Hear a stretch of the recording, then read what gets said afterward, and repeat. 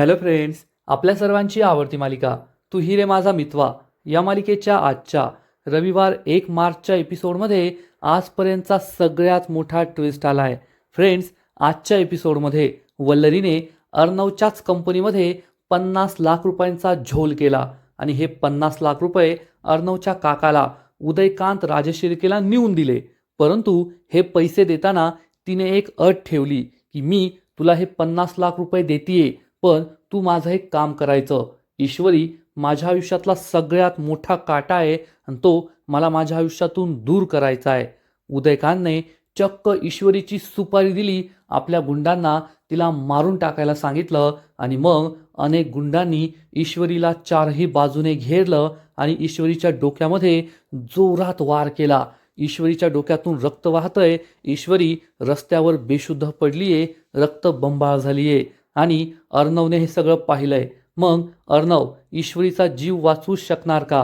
हे सगळं मामी आणि उदयकांतने केलं हे अर्णवला समजणार का? हे जाणून घेण्यासाठी हा व्हिडिओ शेवटपर्यंत नक्की पहा. फ्रेंड्स, आजच्या एपिसोडच्या सुरुवातीलाच मामी अर्णवच्या कंपनीच्या जुन्या फाईल्स पाहत असते आणि यात कसा झोल करता येईल, 50 लाख रुपयांची व्यवस्था कशी करता येईल याबद्दल विचार करत असते. तेवढ्यात तिला उदयकांतचा फोन येतो, परंतु मामी त्याचा फोन कट करत असते. त्यामुळे उदयकांत खूप चिडतो आणि यावेळेस चक्क मामीला एक फोटो पाठवतो. मामी विचार करते, हा कोणता फोटो उदयकांतने पाठवलाय? आणि वल्लरी हा फोटो ओपन करून पाहते तर तिला जबर धक्काच बसतो, कारण उदयकांतने चक्क त्याचा सेल्फी पाठवलेला असतो आणि ह्या सेल्फीमध्ये मामीला समजतं की उदयकांत हा तर आपल्या घराबाहेरच उभा आहे, म्हणजे उदयकांत हा घरापर्यंत येऊन पोहोचलाय. हे पाहून वल्लरीला जबर धक्काच बसतो. जर मी आता याला भेटायला नाही गेले तर हा घरात येऊन सगळ्यांना माझं सत्य सांगेल, हे वल्लरीला समजतं. वल्लरी खूप घाबरते आणि फाईल तेथे ठेवून धावत पळत घराबाहेर येते. तर उदयकांत हा घराबाहेर तिची वाट पाहत असतो. उदयकांतला माहीत असतं की वल्लरी धावत पळत आता घराबाहेर येईलच आणि वल्लरी बाहेर येऊन त्याला म्हणते, ओ तुम्ही येथे कशाला आलाय? तर उदयकांत चिडून म्हणतो, माझ्यावर ओरडायचं नाही, तुझी लायकी विसरायची नाही. आणि तुला मी म्हटलं होतं ना की मला 48 तासांच्या आत पैसे हवे आहेत, 50 लाख रुपये. मग तू इतका उशीर का करतेयस? माझा फोन का उचलत नाहीये? तर वल्लरी म्हणते, अहो हळू बोलावं, नाहीतर कोणाला कळलं ना तर माझं काही खरं नाही. उदयकांत चिडून म्हणतो, तुला एकदा सांगितलेलं कळत नाही का? माझ्यावर ओरडायचं नाही, नाहीतर आत्ता घरात जाईल. स्वतःच्या भावाच्या आयुष्याचं वाटोळ केलं मी. तू कोण कुठली? आत्ताच घरात जाईल आणि तुझं सगळं सत्य सांगेल की त्या श्रीकांत धुमाबरोबर मिळून तू माझ्या भावाबरोबर आणि भावाच्या बायकोबरोबर काय काय केलंय. मग तो अर्णव तुझी काय अवस्था करेल ना ते पाहतच राहा. मामी खूप घाबरते आणि म्हणते, मी तुम्हाला म्हटलंय ना, मी तुम्हाला पैसे देते, मग तुम्ही मला का त्रास देताय, अशी धमकी का देताय? मी देईल तुम्हाला पैसे. तर उदयकांत चिडून म्हणतो, तू काय मला काय उपकार करतेस का? पैसे देतेस म्हणजे माझ्या हक्काचे पैसे देतीये. 48 तासाच्या आत मला माझे पैसे हवेत. मामी म्हणते, देते देते, मी तीच व्यवस्था करतीये. 50 लाख रुपये जमवणं काय सोपी गोष्ट आहे का? मी तीच व्यवस्था करतीये, पण खूप अवघड काम येते. तुम्ही मला प्लीज अजून वेळ द्या. तर लगेचच उदयकांत म्हणतो, कशाला नाटकं करतेस? माझ्या पुतण्याने अर्णवने इतकं मोठं साम्राज्य उभं केलंय. त्याच्या कंपनीत 50 लाखांची अफरातफर करणं म्हणजे काहीच मोठी गोष्ट नाहीये. खूप सोपं काम येते. वल्लरी उदयकांत समोर हात जोडून म्हणते, ठीक आहे, मी तुम्हाला 48 तासांच्या आत पैसे देते, पण आत्ता तुम्ही येथून जा. उदयकांत म्हणतो, ठीक आहे, मी येथून जातो, पण जर 48 तासांच्या आत मला माझे पैसे नाही ना मिळाले, मग मी तुझी काय अवस्था करेल हे तुला माहीतच आहे. अशी धमकी देऊन उदयकांत तेथून निघून जातो. वल्लरीला खूप टेन्शन येतं. काही करून या माणसाला मला पैसे द्यावेच लागतील, नाहीतर याचा काही नियम नाही, तो मला रस्त्यावर भीक मागायला लावेल, असा विचार वल्लरी करते. आणि दुसऱ्या दिवशी सकाळी ईश्वरी किचनमध्ये असते. तिने नाश्ता बनवण्यासाठी बटाटे उकडलेले असतात, पण हे बटाटे खूप गरम असतात. ईश्वरी विचार करते, बटाटे तर उकडून झालेत, पण आता त्यांची सालं काढायची. पण हे बटाटे गार होईपर्यंत कोण वाट पाहणार? आता तशीच सालं काढते. असा विचार करून ईश्वरी या गरम उकडलेल्या बटाट्यांची सालं काढत असते, पण तिच्या हाताला खूप चटके बसतात. तेवढ्यात अर्णव तेथे येतो आणि विचारतो, मी तुला काही मदत करू का? तर ईश्वरी त्याला म्हणते, सर आजपर्यंत तुम्ही किचनमध्ये काही कामं केलीत का? तुम्हाला नाही जमणार. तर अर्णव म्हणतो, जेव्हापासून मी तुला दाल बाटी बनवण्यात असिस्ट केले ना, तेव्हापासून मला किचनची सगळी कामं जमताय. ईश्वरी म्हणते, जमताय ना, ठीक आहे, मग आता या गरमागरम बटाट्यांची सालं काढून दाखवा. अर्णव म्हणतो, त्यात काय अवघड आहे, करून दाखवतो. अर्णव लगेचच एक काट्या चमच्याचा काटा घेतो आणि बटाट्यामध्ये खूप असतो आणि या सगळ्यांची सालं काढू लागतो. ही आयडिया ईश्वरीला खूप आवडते आणि ती विचारते, अरे वा सर, तुम्ही तर किती भारी आयडिया केली, पण तुम्ही तर आजपर्यंत किचनमध्ये काहीच काम केलं नाहीये, मग तुम्हाला ही आयडिया कशी माहीत? तर अर्णव सांगतो, एकदा ताईने मला सांगितलं होतं की बटाटा गरमागरम उकडलेला असेल ना, मग त्याच्यामध्ये असा काटा फसवायचा आणि त्यानेच अशी सालं काढायची. तेच माझ्या लक्षात राहून गेलं होतं. ईश्वरी खूप खुश होते आणि म्हणते, बरं झालं ताईने तुम्हाला एवढं शिकवलं, त्याचा मलाच आज फायदा झाला. पण अर्णवला खूप अंजलीची आठवण येते आणि तो इमोशनल होतो आणि म्हणतो, माझी ताई आज या घरात नाहीये, ती कोठे असेल, काय करत असेल, तिला काही त्रास तर होत नसेल ना, मला तिची काळजी वाटतीये. ईश्वरी अर्णवला समजावून सांगते, अर्णव सर, मी तुम्हाला म्हटली ना, तुम्ही काळजी करू नका, आता आपल्या दोघांची एक टीम आहे, आपण लवकरात लवकर ताईला या घरी परत घेऊन येऊया. कारण आपली किती प्रगती झाली आहे तुम्हीच मला सांगा. आपण ताईच्या घरी गेलो, ताईच्या घराची साफसफाई करून दिली, ताईला त्यांच्या आवडीचं जेवण खाऊ घातलं, त्यांना डबासुद्धा लावून दिलाय, आता त्यांना स्वयंपाक करायचा सुद्धा त्रास नाहीये आणि आता आपण लवकरच त्यांना या घरी परत घेऊन येऊ, तुम्ही काळजी करू नका. हे ऐकून अर्णवला सुद्धा आनंद होतो. ईश्वरी तिचं काम करत असते आणि अर्णव तिच्याकडे चोर नजरेने पाहतो आणि तिच्याकडे प्रेमाने पाहत असतो. तर इकडे वल्लरी घरात येते, तिच्या रूममध्ये येते आणि म्हणते, मला लवकरात लवकर 50 लाखांची व्यवस्था करावीच लागेल, नाहीतर तो उदयकांत माझं जीणं मुश्किल करेल. आणि वल्लरी शिर्केला कॉल करते आणि त्याला विचारते, माझ्या मंथली एक्सपेन्सेसचे बिलं मी तुम्हाला दिली होती, त्याचं काय झालं? तर शिर्के म्हणतो, वल्लरी मॅडम तुम्ही टेन्शन घेऊ नका, मी ना आत्ताच्या आत्ता तुमची बिलं घेऊन अंजली मॅडमकडे जातो. तुमची बिलं असल्यावर अंजली मॅडम डोळे झाकून सह्या करतात, संध्याकाळपर्यंत तुमच्या अकाउंटवर पैसे येतील. हे ऐकून वल्लरी खूप खुश होते आणि शिर्के फोन कट करतो. वल्लरी विचार करते, याचा अर्थ पैशांची व्यवस्था होईल, मला घाबरण्याची गरज नाहीये. इकडे चाळीत राजेश आणि अंजली त्यांच्या रूममध्ये असतात.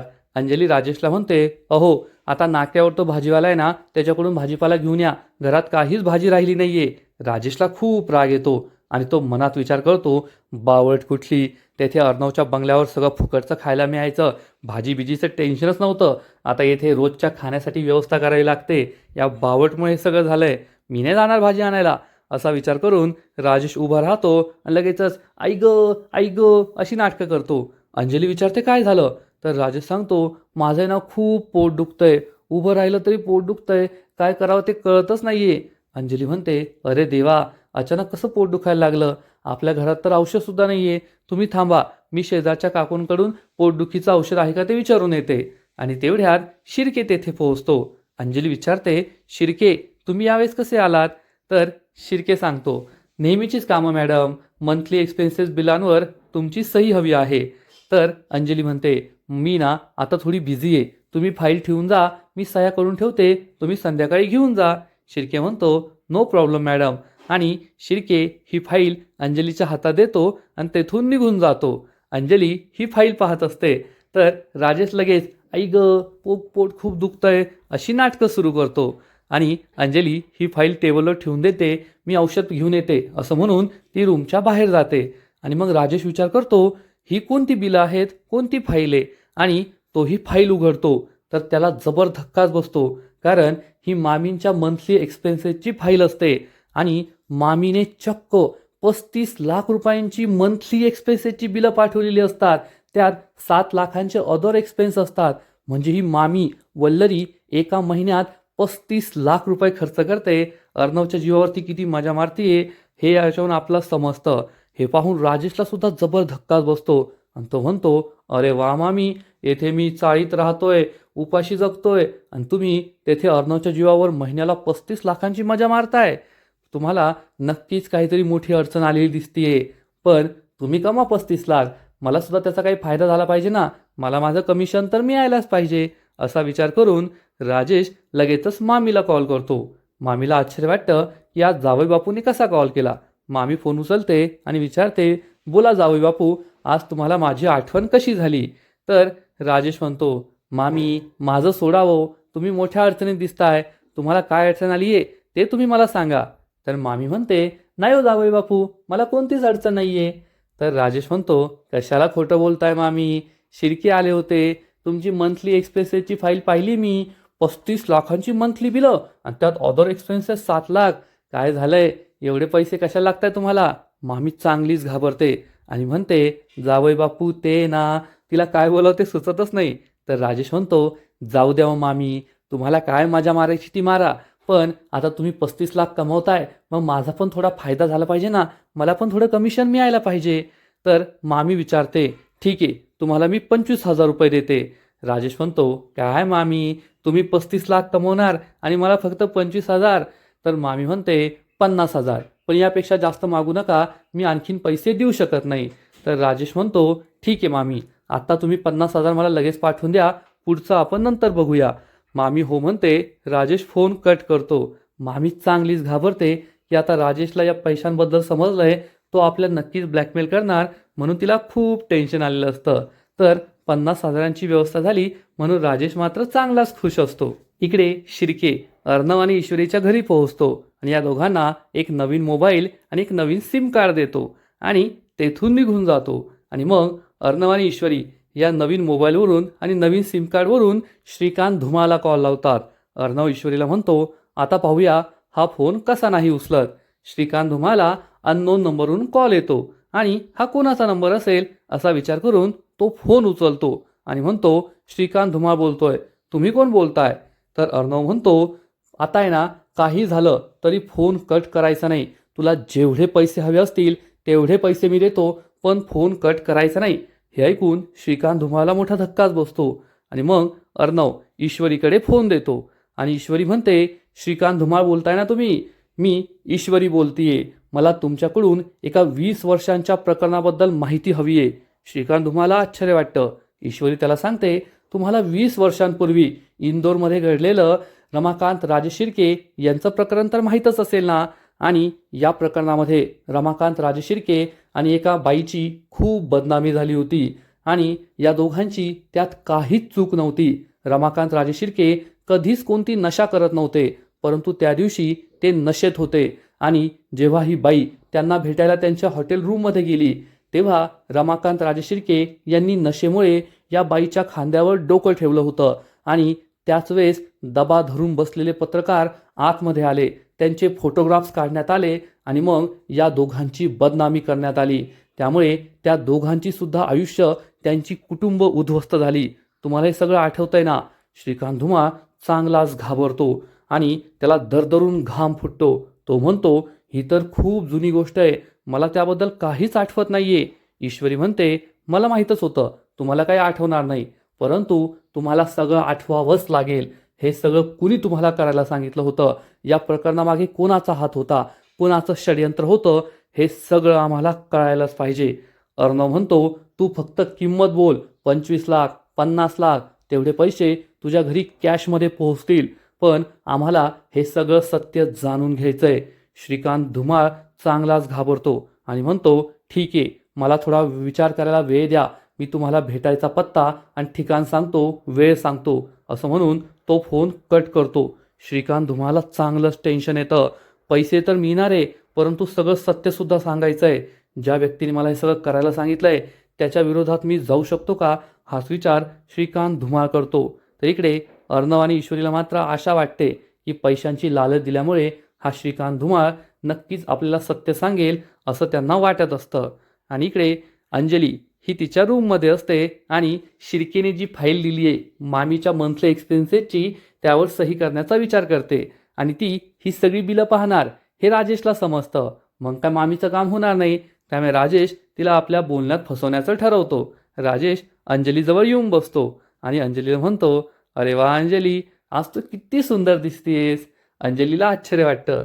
तर राजेश म्हणतो, मला तसं नाही म्हणायचंय, तू तर नेहमीच सुंदर दिसते, तू आहेसच सुंदर, पण या प्रेग्नन्सीमुळे तुझ्या चेहऱ्यावर ना वेगळाच ग्लो आलाय आणि तुझ्याकडे एकटक पाहतच राहावंसं वाटतंय, असं म्हणून तो अंजलीच्या चेहऱ्यावरून असा मस्त पेन फिरवतो आणि अंजली खूप लाजते आणि म्हणते, तुम्हाला ना काहीतरी वेगळं सुचतंय कधी पण आणि कुठे पण.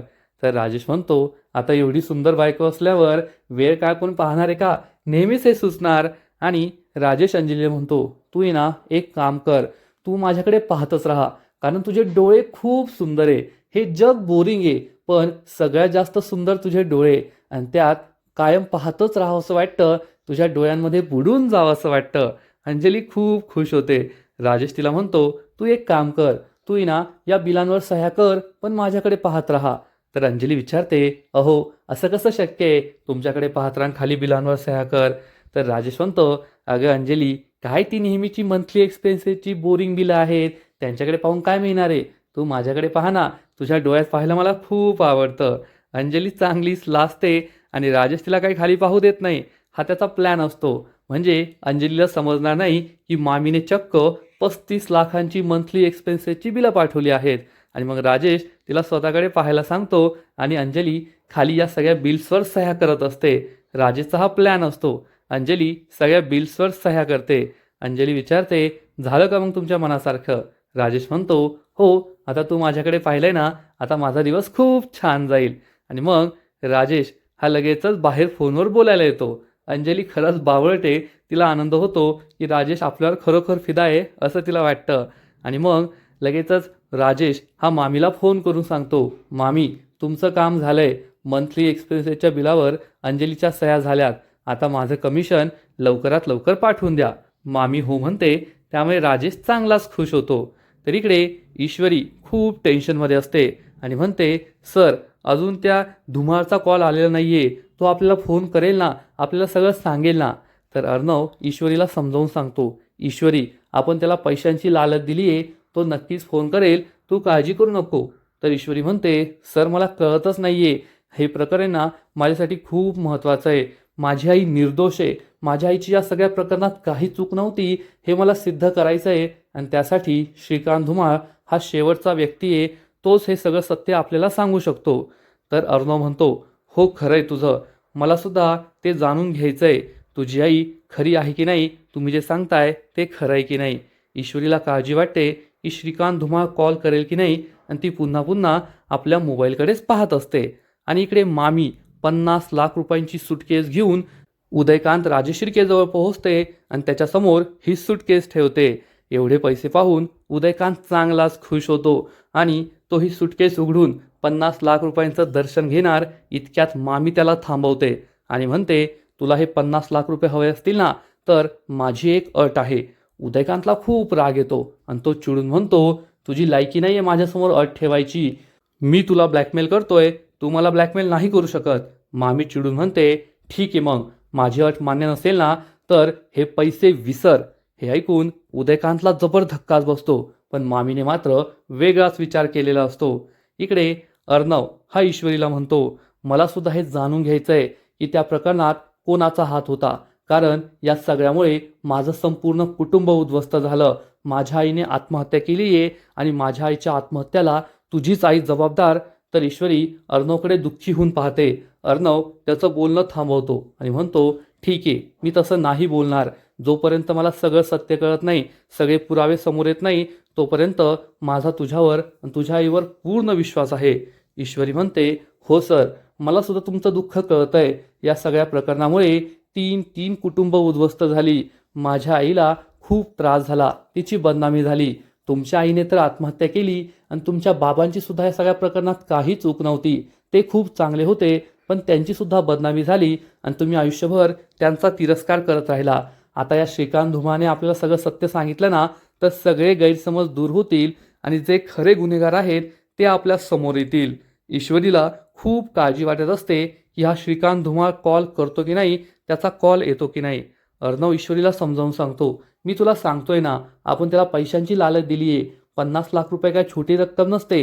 या लालचमुळे तो नक्कीच आपल्याला कॉल करेल. तो आता विचार करत असेल की यांना सगळं खरं सांगू की नको, यांना कोठे भेटायला बोलवायचं, कसं सांगायचं, त्यामुळे तू काळजी करू नकोस. ईश्वरी म्हणते, हो सर, तुम्ही जे बोलताय ना तसंच व्हायला पाहिजे आणि त्याने आपल्याला कॉल करायला पाहिजे, कारण तोच असा एकमेव व्यक्ती आहे जो आपल्याला सगळं सत्य सांगू शकतो. तोच शेवटची आशा आहे, ज्यामुळे मी माझ्या आईला निर्दोष सिद्ध करू शकते की 20 वर्षांपूर्वी जे काही घडलं त्यात माझ्या आईची काहीच चूक नव्हती, माझी आई गुन्हेगार नव्हती, दोषी नव्हती, तर त्या बिचारीबरोबरच एवढा वाईट गुन्हा घडला होता, तिची काही चूक नसताना तिला एवढी बदनामी सहन करावी लागली होती. ईश्वरीची ही तळमळ पाहून अर्णवला सुद्धा वाईट वाटतं आणि अर्णव हा ईश्वरीला म्हणतो, तुझी ही तळमळ पाहून मला सुद्धा असं वाटतंय की नक्कीच तू आणि तुझी आई निर्दोष आहात आणि या प्रकरणात तुम्ही सुद्धा फसले गेले आहात, तुमचा काहीच दोष नाहीये. अर्णवचा आपल्यावर विश्वास आहे हे ऐकून ईश्वरीलाही आनंद होतो. पण ईश्वरी खूप जास्त तळमळ करत असते. अजून त्या धुमाचा कॉल का आला नाहीये, तो फोन का करत नाहीये, तो आपल्याला सत्य सांगेल की नाही, तो परत आपल्या हातातून निसटला काय, अशी भीती ईश्वरीला वाटत असते आणि ती खूप टेन्शनमध्ये असते. आणि आजचा एपिसोड येथेच संपतो.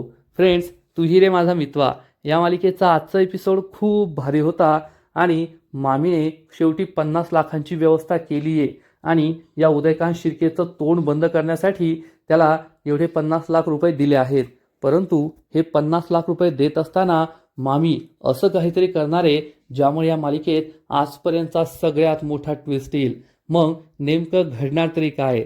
तर फ्रेंड्स, या मालिकेच्या पुढील एपिसोडमध्ये आपण पाहू की जेव्हा वल्लरी ही उदयकांतला भेटायला गेलेली आहे तेव्हा ती उदयकांतला ही 50 लाख रुपयांची सुटकेस तर देणार, पण त्याला म्हणेल की तुला जर हे 50 लाख रुपये हवे असतील तर माझी एक अट मान्य करावी लागेल. उदयकांत तिला विचारणार काय, तर मामी त्याला सांगेल की मी तुला हे 50 लाख रुपये देतीये, पण माझ्या आयुष्यातला सगळ्यात मोठा काटा म्हणजे ती ईश्वरी आणि मला हा काटा माझ्या आयुष्यातून काढून टाकायचा आहे. जोपर्यंत ईश्वरी माझ्या आयुष्यात आहे तोपर्यंत माझ्या डोक्यावर उलटी टांगती तलवार आहे आणि मला ती नकोय. त्यामुळे तुला तिचा सफाया करायचा आहे, तिला माझ्या वाट्यातून कायमचं दूर करायचं आहे. आणि मग उदयकांत राजे शिर्के हा चक्क आपल्या गुंडांना कॉल लावणार आणि त्यांना सांगणार की ईश्वरी अर्णव राजे शिर्केला संपवायचं, तिला मारून टाकायचं. म्हणजे वल्लरीने या 50 लाखांच्या बदल्यात चक्क उदयकांतला सुपारी दिलीये ईश्वरीची, ईश्वरीला मारायला सांगितलंय आणि या उदयकांतने सुद्धा 50 लाख रुपयांसाठी ही सुपारी घेतलीये, आपल्या गुंडांना ईश्वरीला मारायला सांगितलंय. आणि मग ईश्वरी ही घराबाहेर पडलेली असेल त्याच वेळेस अनेक गुंड तिला चारही बाजूने घेरतील. ईश्वरी चांगलीच घाबरणार. हे गुंड गाडीवर असतील, बाईकवर असतील. ईश्वरी स्वतःला वाचवण्याचा प्रयत्न करेल आणि अर्णवला फोन करण्याचा प्रयत्न करेल, त्याला मदतीसाठी बोलवणार. परंतु त्याच वेळेस एक गुंड ईश्वरीच्या डोक्यामध्ये जोरात वार करणार आणि ईश्वरीच्या डोक्यातून भळाभळा रक्त वाहू लागेल. ईश्वरी जबर जखमी होणार आणि त्या क्षणी ईश्वरी जमिनीवर कोसळणार. ती रक्तबंबाळ झालेली असेल, तिच्या डोक्यातून खूप रक्त वाहत असेल. आता अर्णव त्या ठिकाणी आहे की नाही, कारण ईश्वरी त्याला कॉल करत होती. याचा अर्थ अर्णव हा ईश्वरीजवळ नाहीये, पण ईश्वरीबरोबर काहीतरी वाईट घडलंय याचा आभास अर्णवला होणार. आणि मग अर्णव हा ईश्वरी कोठे हे शोधण्याचा प्रयत्न करेल का, तो तिला कॉल करेल का, ईश्वरी जेथे बेशुद्ध पडलीये, जखमी अवस्थेत आहे, तेथे तो पोहोचू शकेल का, ईश्वरीचा जीव वाचू शकेल का, हे सगळं पाहणं खूप इंटरेस्टिंग असणार आहे. म्हणजे एकूणच मामीने आजपर्यंतचा सगळ्यात मोठा प्लॅन खेळलाय, चक्क ईश्वरीलाच मारण्याचा. मग आता ईश्वरीचं काय होईल हे पाहणं खूप इंटरेस्टिंग असणार आहे. तर फ्रेंड्स, तुम्हाला सुद्धा हा ट्विस्ट आवडलाय का? अर्णव ईश्वरीला वाचू शकेल का? आणि मग ईश्वरी पुन्हा एकदा शुद्धीत आल्यावर तिला श्रीकांत धुमाळ भेटणार का? मामी आणि उदयकांतचं सत्य तिला कळणार का? या सगळ्या प्रश्नांची उत्तर तर पुढच्या एपिसोडमध्येच मिळतील. आणि तू ही रे माझा मितवा या मालिकेचा पुढचा एपिसोड पाहायचा असेल तर तुम्हाला एकच काम करायचंय, या व्हिडिओला लाईक करा, शेअर करा, चॅनलला सबस्क्राईब करून बेल आयकॉनवर क्लिक करा. म्हणजे या मालिकेचे नवीन नवीन एपिसोड तुम्हाला सर्वात आधी पाहायला मिळतील. खूप खूप खूप धन्यवाद.